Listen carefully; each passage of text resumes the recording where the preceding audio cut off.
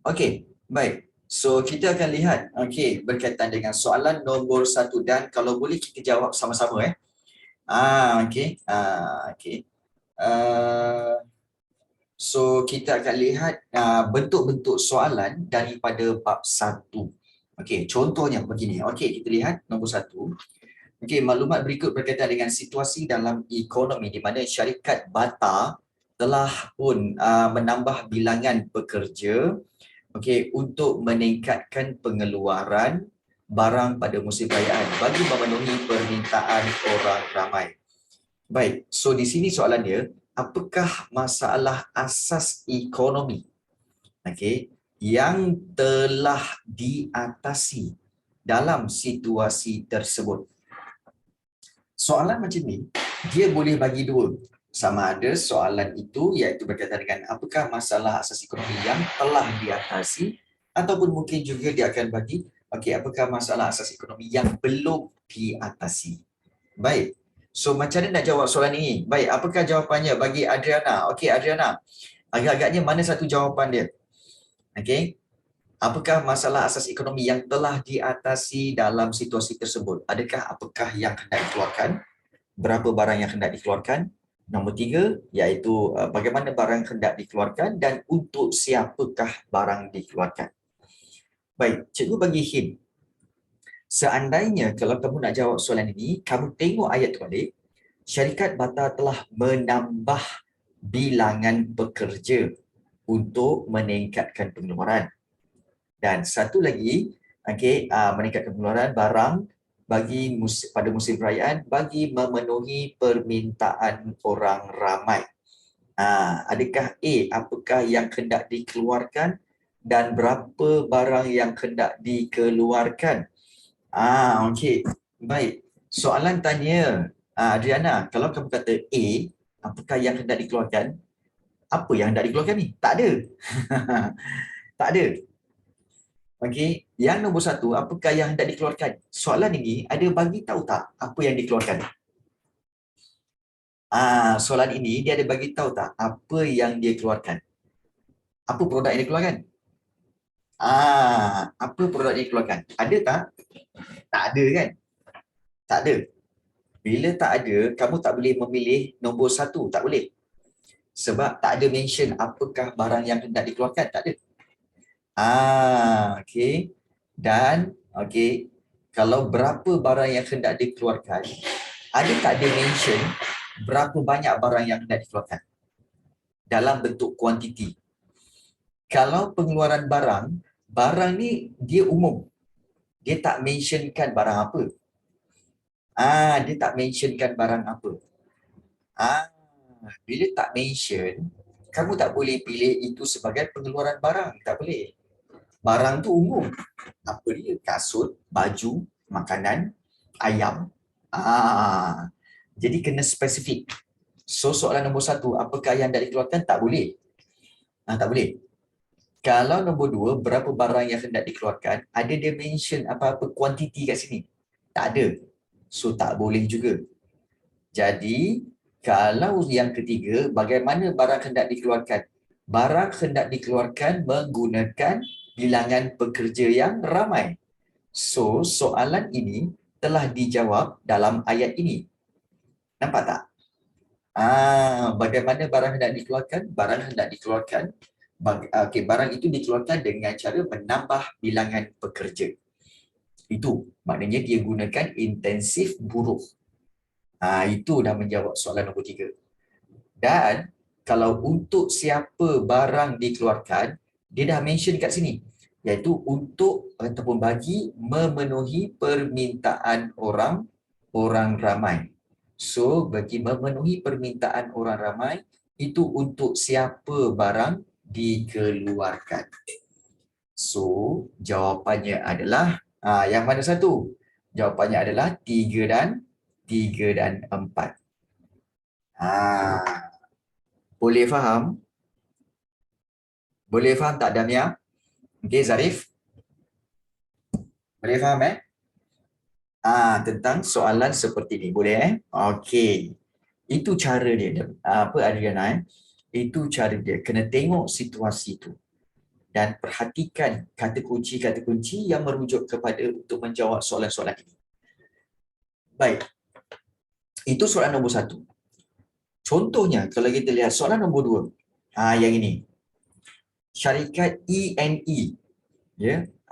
Tengok betul-betul statementnya. Syarikat ENE bercadang untuk mengeluarkan 5,000 unit radio dengan menggunakan teknik moden.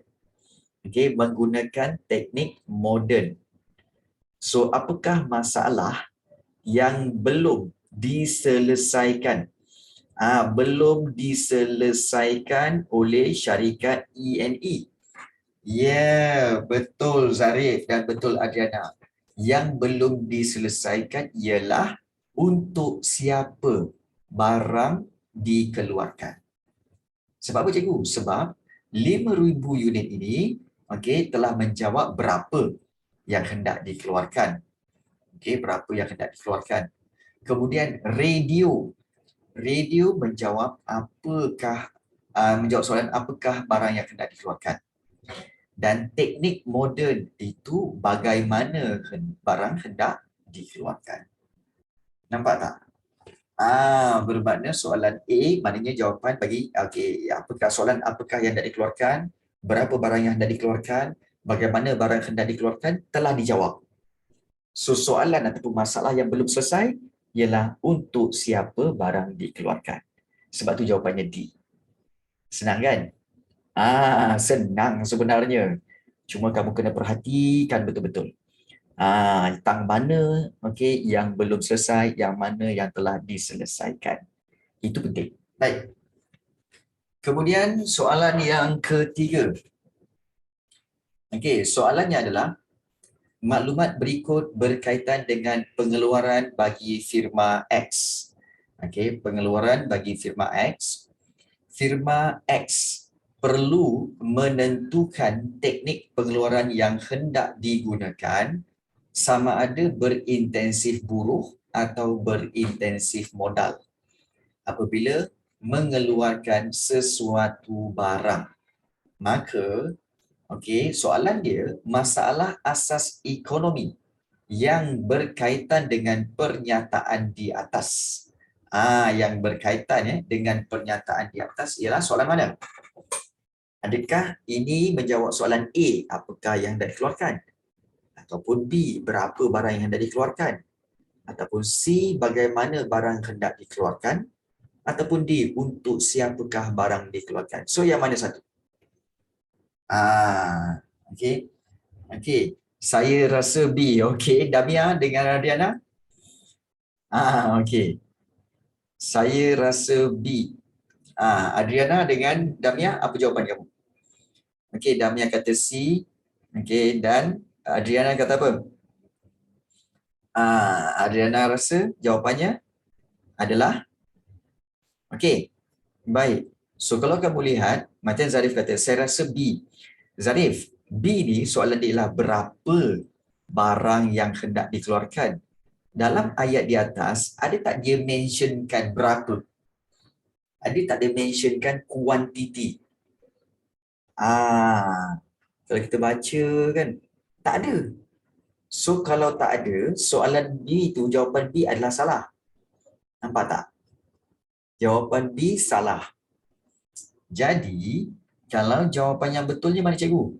Kalau yang betulnya ialah, kalau dia kata menentukan teknik pengeluaran. Teknik pengeluaran maksudnya, isi tersirat dalam ayat tu. Tak ada. Ekonomi tak ada isi tersurat. Kau ingat ni BM. Dalam ekonomi dia jarang ada soalan-soalan tersurat memang tak ada. So dia terus kepada tersurat iaitu tentang teknik pengeluaran. Bila teknik pengeluaran maknanya ini menjawab soalan iaitu soalan yang C. Bagaimana barang hendak dikeluarkan? Bagaimana maksudnya ialah cara barang itu dikeluarkan. Cara barang itu dikeluarkan dengan menggunakan teknik pengeluaran. Sama ada teknik pengeluaran berintensif buruh ataupun berintensif modal. Jadi itu yang kita kena Kita kena clear benda-benda ni. Jangan okey, jangan korang apa main henjut je. Sekarang payah dekat. Kejap. Okey, ada pula. Okey. Baik. Okey. Okey, sekejap Okey. Untuk Jun. Sekejap Wassalam.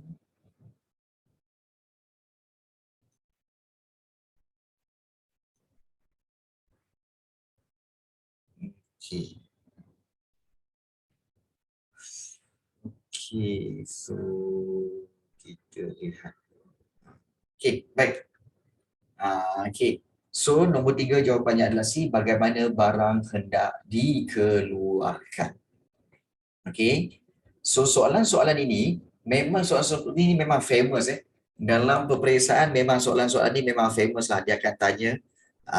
Okey. Okey. Aduh, yai.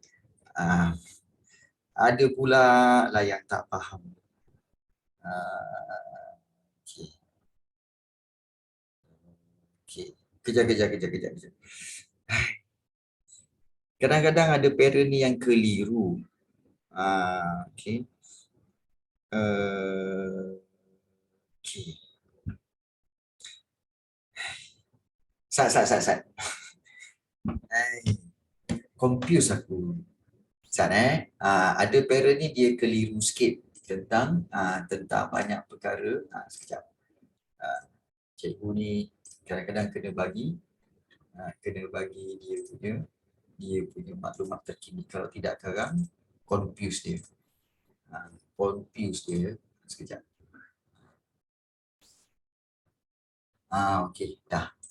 Okey, baik. Maklumlah. Kan. Betul. Tapi ini untuk kata apa parents yang barulah kan. Parents yang lama dah tahu dah kan. Yang lama dah tahu tak apa. Okey, baik. So kita teruskan untuk kita lihat latihan yang seterusnya iaitu berkaitan dengan soalan seterusnya. Okey, soalan ni. Baik, soalan nombor 4.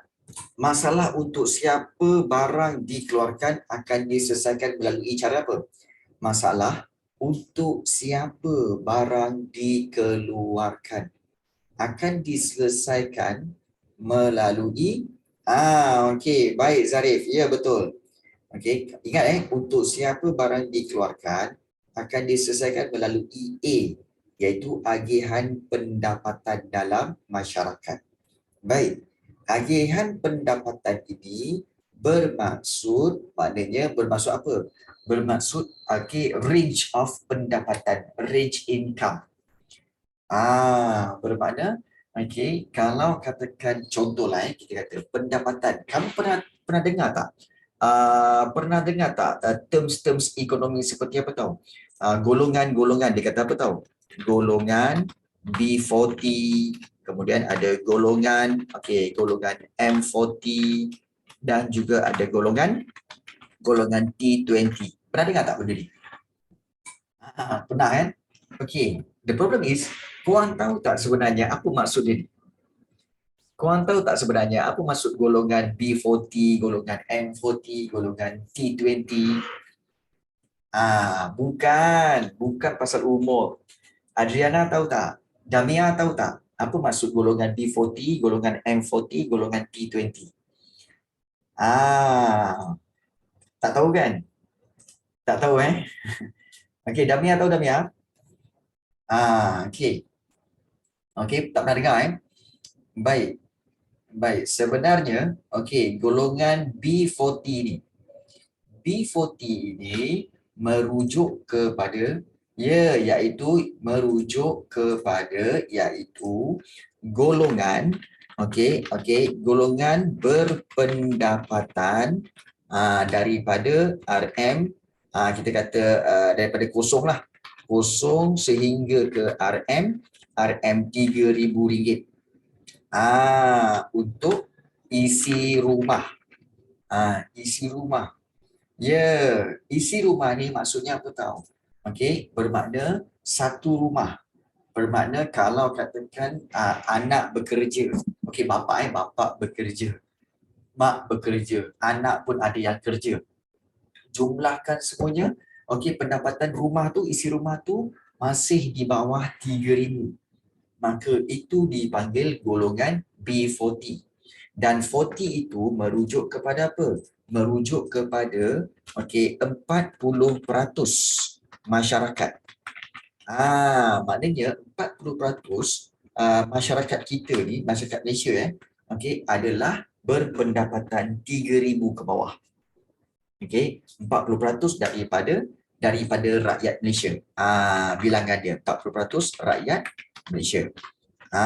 Itu yang dikatakan B40. Below, B tu below 40%.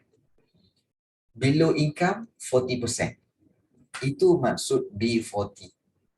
Kemudian kalau yang M40 iaitu kita kata golongan middle.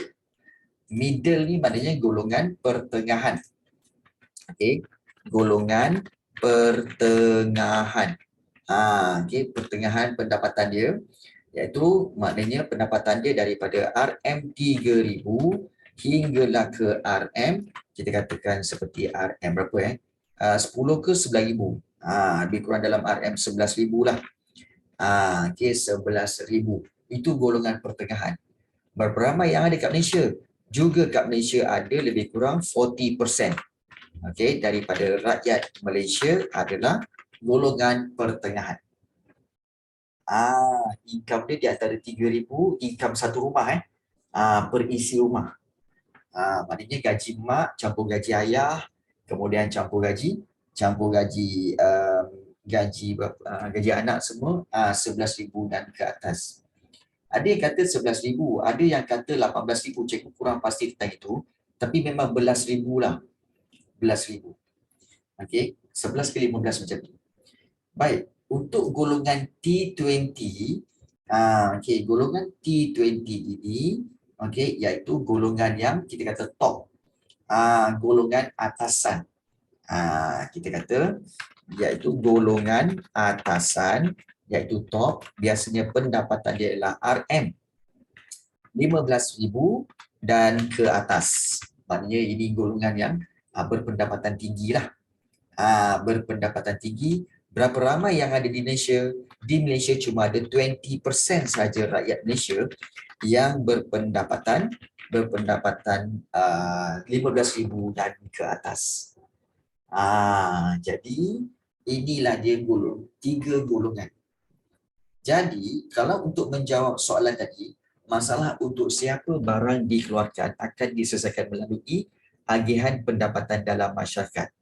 Maksudnya di sini, kalau seandainya kamu melakukan satu produk ataupun mencipta satu produk yang kaya tu, betul, dan kalau katakan kamu ada buat satu produk, produk itu kamu kena pastikan produk itu untuk siapa? Adakah untuk golongan P40 atau golongan M40 ataupun untuk golongan T20?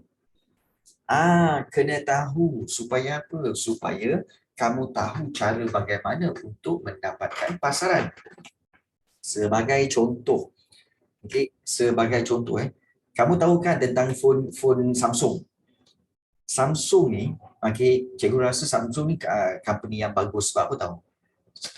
Dia ada phone yang RM500, dia ada phone yang RM1,000, dia ada phone yang RM2,000, dia ada phone yang RM3,000, dia ada phone yang RM5,000.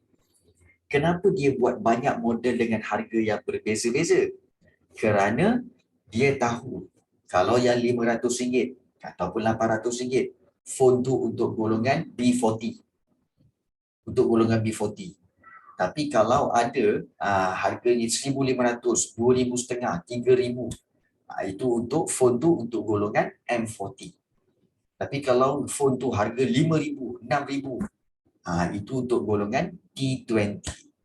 So dia kena tahu barang tu dikeluarkan untuk siapa? Untuk siapa? Jadi itulah yang dimaksudkan sebagai bagaimana selesaikan masalah untuk siapa barang dikeluarkan, iaitu dengan agihan pendapatan. Boleh faham yang ini? Boleh faham tentang golongan-golongan ini, dan inilah agihan pendapatan. Pendapatan berbeza-beza. Kamu sendiri pun mungkin kamu boleh tahu. Okey, saja nak tanyalah. Okey, kamu rasa kamu ni golongan mana? Kamu rasa family kamu golongan yang mana? Adakah P40, adakah M40, atau adakah T20? Cuba just kamu rasa-rasalah. Okay. So Zarif kata M40. Okay, yang lain? Mungkin Damia, Adriana, kamu rasa kamu punya keluarga, kita kata keluarga bukan diri kamu, keluarga kamu daripada golongan yang mana? Yang mana? Damia? Adriana? Oh, okay. Ayah saya kata kami T20. Okay, baik. Bagus, Damia. It's okay. Kita bukan nak belagak, tapi memang itu hakikat dia. Itu hakikat dia. Bagus, Damia. Adriana macam mana, Adriana? Adriana macam mana?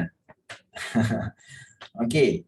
Jadi inilah 3 golongan, B40, M40 dan juga T20. Okey, baik. So itu menyelesaikan masalah agihan pendapatan dalam masyarakat. Okey. Kita pergi kepada soalan yang kelima. Baik, soalan yang kelima, antara berikut yang manakah benar tentang sistem ekonomi campuran? Okey, iaitu adakah A, sumber ekonomi dimiliki oleh sektor swasta, ataupun B, kebajikan masyarakat diutamakan, ataupun C, persaingan sihat antara pengeluar, ataupun juga D, pilihan pengguna terhad. So yang mana satu? Yang mana satukah yang benar tentang sistem ekonomi campuran? Okey, baik. Kalau kamu rasa macam tak tahu, tak jelas, dia macam ni. Baik, sistem ekonomi campuran, kamu kena tahu dulu. Sistem ekonomi campuran, dia ada individu, dia ada juga penglibatan firma, dan juga ada penglibatan kerajaan. Jadi, kalau kita lihat yang manakah jawapannya? Kalau kita tengok yang A, sumber ekonomi dimiliki oleh sektor swasta. Full stop. Swasta maknanya isi rumah tak ada. Salah. Yang A salah. Kebajikan masyarakat diutamakan. Itu peranan kerajaan sahaja. So, bagaimana dengan peranan sektor swasta dan isi rumah? Tak ada. Dia tak mention. So, salah. Okey. Kemudian C, persaingan sihat antara pengeluar. Ya. Sebab persaingan sihat ini memang berlaku antara pengeluar dan dikawal oleh kerajaan supaya persaingan itu menjadi sihat dan tidak ada buli, tidak ada eksploitasi, tidak ada memburuk-burukkan antara pesaing-pesaing. So persaingan sihat antara pengeluar sebab dikawal oleh kerajaan. Maka ciri yang benar tentang sistem ekonomi campuran adalah C, persaingan sihat antara pengeluar. Kalau pilihan pengguna terhad, maknanya kalau pilihan pengguna terhad, ini adalah sistem ekonomi perancangan pusat. Jelas jadi ini cara bagaimana kamu analisa satu persatu. Baik. So bagus Arif. Okey. Baik. So itu soalan yang kelima. Kita lihat soalan yang keenam. Okey. Maklumat berikut berkaitan dengan suatu sistem ekonomi. Okey, dia tanya tentang suatu sistem ekonomi. Firma bebas bersaing. Okey, dari segi harga dan bukan harga, bebas bersaing. Masalah ekonomi diselesaikan melalui mekanisme harga dan individu bebas memilih barangan. So, pihak yang manakah berkuasa membuat keputusan dalam sistem ekonomi ini? So, first of all, kamu kena tahu dulu. Ini maklumat-maklumat ini maknanya sistem ekonomi apa? Ini merujuk kepada sistem ekonomi apa? Itu kamu kena kenal dulu. Sistem ekonomi apa ni? Okey. Ya betul Zarif, iaitu pasaran bebas. Betul. Okey, bila pasaran bebas, okey kamu dah kenal. Oh, ini memang pasaran bebas. Macam mana kamu tahu dia pasaran bebas? Sebab firma bebas bersaing. Okey, masalah ekonomi diselesaikan oleh mekanisme harga dan juga individu bebas memilih barangan. Maknanya firma bebas, individu bebas, masalah ekonomi diselesaikan melalui mekanisme harga, maka itu adalah sistem ekonomi pasaran bebas. So, kalau pasaran bebas, siapakah atau pihak manakah berkuasa membuat keputusan dalam ekonomi? Okey. Iaitu jawapannya adalah pengguna dan juga pengeluar. So jawapannya adalah iaitu B, 1 dan 4. Senang je kan? Senang. Soalan ekonomi senang-senang je sebenarnya. Cuma kamu kena banyakkan praktis, itu je. Baik. Tafsir. Baik, soalan ke-7. Sistem ekonomi campuran. Dia kata statement ni, sistem ekonomi campuran lebih baik daripada sistem ekonomi pasaran bebas. Kerana apa? Adakah A, pilihan pengguna bebas? Adakah B, mengutamakan keuntungan? Adakah C, sumber ekonomi dimiliki oleh kerajaan? Ataupun D, campur tangan kerajaan mengurangkan pembaziran sumber ekonomi? So, yang mana satu? Yang mana satu menunjukkan sistem ekonomi campuran lebih baik? Yang mana satu maklumatnya? Adakah A, B, C ataupun D? Okey. Adriana, mana Adriana? Senyap je ni. Adriana, apa jawapannya bagi soalan nombor 7? Okey, baik Adriana. Okey, nombor 7. Apa jawapannya? A, B, C, D. Adakah A, pilihan pengguna bebas? Adakah B, mengutamakan keuntungan? C, sumber ekonomi dimiliki oleh kerajaan? Ataupun D, campur tangan kerajaan mengurangkan pembaziran sumber ekonomi? So, yang mana satu? Yang mana satu? Damia pun boleh jawab. Zarif pun boleh jawab. Agaknya yang mana satu jawapan dia? Okey, baik. Zarif kata D. Baik, lain-lain? Damia? Adriana? Okey, Adriana kata C. Okey. Baik, dan yang lain-lain? Damia? Okey. Baik. So, kalau kita lihat di sini, saya rasa D. Okey. Baik. So, kita tengok kalau pilihan pengguna bebas, statement ini pilihan pengguna bebas, okey, baik, pilihan pengguna bebas, okey, ekonomi campuran pun bebas, sistem ekonomi pasaran bebas pun pilihan pengguna bebas. Mengutamakan keuntungan, okey, kedua-duanya mengutamakan keuntungan. Pasaran bebas pun utamakan keuntungan dan juga campuran pun still utamakan keuntungan. Sumber ekonomi dimiliki oleh kerajaan. Baik, kalau sumber ekonomi dimiliki oleh kerajaan, okey, sistem ekonomi, okey, yang pasaran bebas memang tak terlibat pun dengan kerajaan, tak ada. Dan juga sistem ekonomi campuran, okey, sumber ekonomi dimiliki oleh kerajaan, okey, tidak sepenuhnya. Ingat, dalam sistem ekonomi campuran, okey, sumber ekonomi dimiliki oleh firma, dimiliki oleh isi rumah dan ada juga sumber ekonomi dimiliki oleh kerajaan. So yang C ni salah kerana apa? Ayatnya sumber ekonomi dimiliki oleh kerajaan, titik. Tak mention pun firma, tak mention pun isi rumah. So sebab itu jawapan bagi C adalah salah. Okey, salah. Maka jawapan yang betul ialah D, iaitu dalam sistem ekonomi campuran, campur tangan kerajaan telah mengurangkan pembaziran sumber ekonomi. Ya, betul. So, jawapannya adalah D. Campur tangan kerajaan akan mengurangkan pembaziran sumber ekonomi. Maknanya, apa itu sumber ekonomi? Buruh, tanah, modal dan usahawan. Siapa pula yang call ni? Sekejap ya. Ada yang call.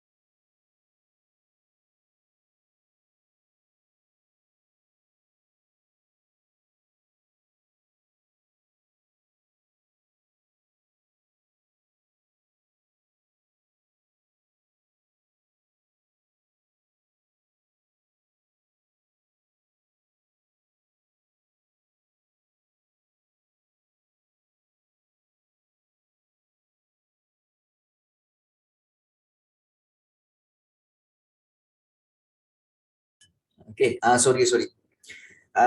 Inilah tiba-tiba ada orang call untuk apa? Untuk ajak cikgu untuk menjadi guru sejarahnya. Okey, secara joint venture. Itulah. Cikgu sebenarnya banyak menerima tawaran pun. Tapi macam malas lah nak keluar. Okey. Gitulah kan. Baik, tak apa. Kita teruskan. Soalan nombor 8, okey, iaitu pernyataan di bawah berkaitan dengan sistem ekonomi. Baik, sumber ekonomi milik Tuhan, prinsip kesederhanaan dan mencapai kebahagiaan di dunia dan di akhirat.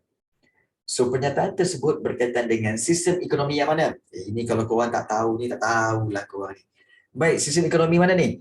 Adakah perancangan pusat, adakah campuran, adakah pasaran bebas ataupun sistem ekonomi Islam? Mana satu? Okey. Yang mana satu? Okey, baik. Okey, baik, bagus. Zarif, Damiam. Okey. Adriana pun nak jawab, boleh? Okey, jawapan dia memang betul. Jawapannya adalah D, iaitu sistem ekonomi Islam.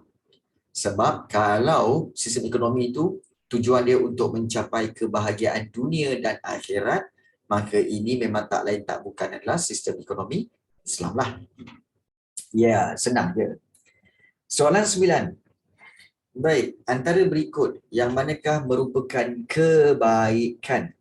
Kebaikan sistem ekonomi perancangan pusat. Oh, perancangan pusat ada kebaikan dia? Ada. Baik, apakah kebaikan dia? Adakah A, mengawal permintaan pengguna? Okey. Adakah B, mengutamakan kebajikan masyarakat? Okey. C, menggalakkan persaingan bebas antara pengeluar? Okey. Dan D, memastikan keperluan dan kehendak pengguna dipenuhi. D. So, yang mana satu jawapan dia? Okey. So, ingat okey, sistem ekonomi perancangan pusat. Baik, yang dimaksudkan perancangan pusat itu bermaksud sistem ekonomi yang dirancang oleh kerajaan pusat. Maknanya kerajaan lah. Bila kerajaan pusat atau kerajaan yang melaksanakan sistem ekonomi ini, maka matlamat mereka bukanlah keuntungan, tapi matlamat mereka adalah B, iaitu mengutamakan kebajikan masyarakat. So, jawapannya adalah B. Yes.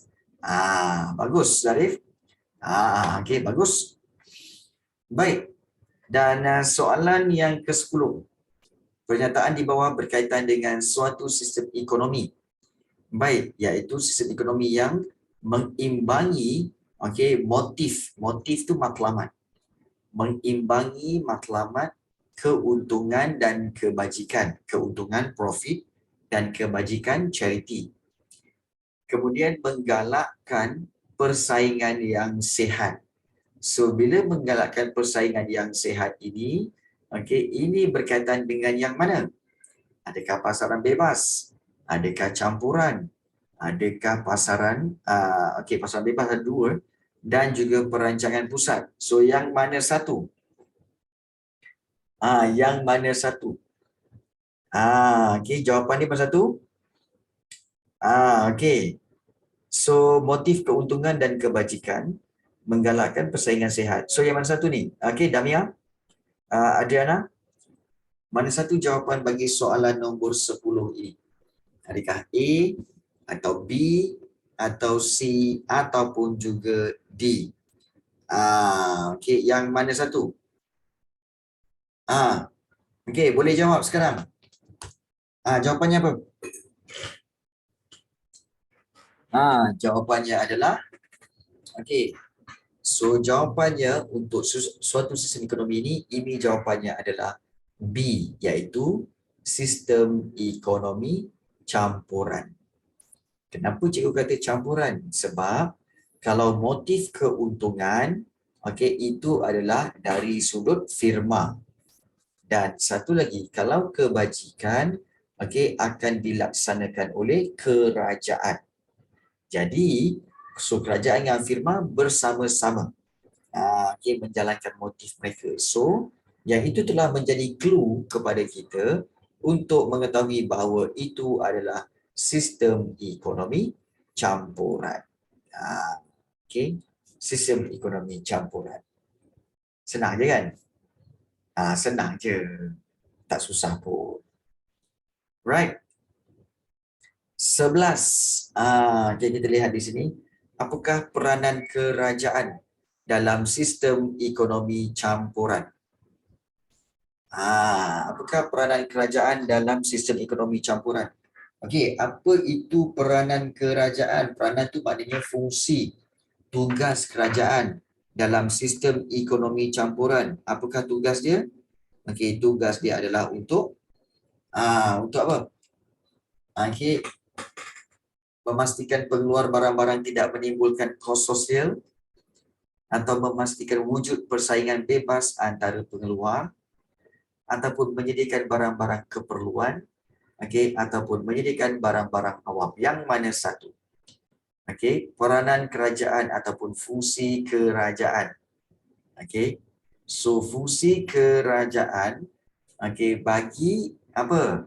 Iaitu bagi okey, jawapannya bagi memastikan pengeluar barang-barang tidak menimbulkan kos sosial, itu satu. Dan satu lagi nombor 4 iaitu menyediakan barang-barang awam. Okey, barang-barang awam. So jawapannya adalah B, 1 dan 4. Okey, baik. Sebelum kita teruskan, korang mengantuk tak?